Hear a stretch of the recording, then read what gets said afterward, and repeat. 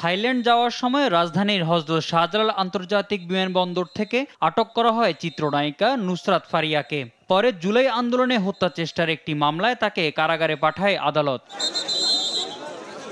সোমবার দুপুরে সচিবালয়ে স্বরাষ্ট্র মন্ত্রণালয়ে ঈদুল আজহাকে ঘিরে আইনশৃঙ্খলা বাহিনীর বৈঠক অনুষ্ঠিত হয়। এতে সভাপতিত্ব করেন স্বরাষ্ট্র উপদেষ্টা।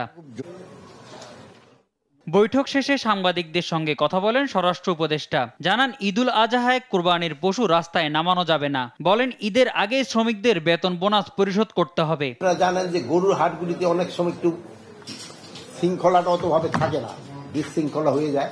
এটার জন্য আমরা কতগুলি ইনস্ট্রাকশন দিয়েছি।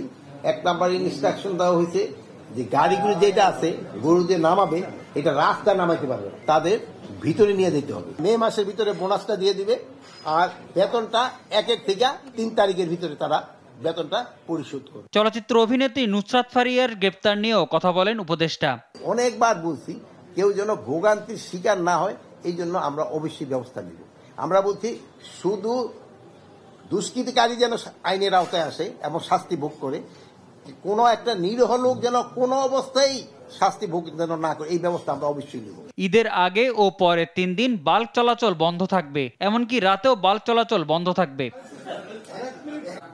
মোহাম্মদ সাকিব, দেশ টিভি, ঢাকা।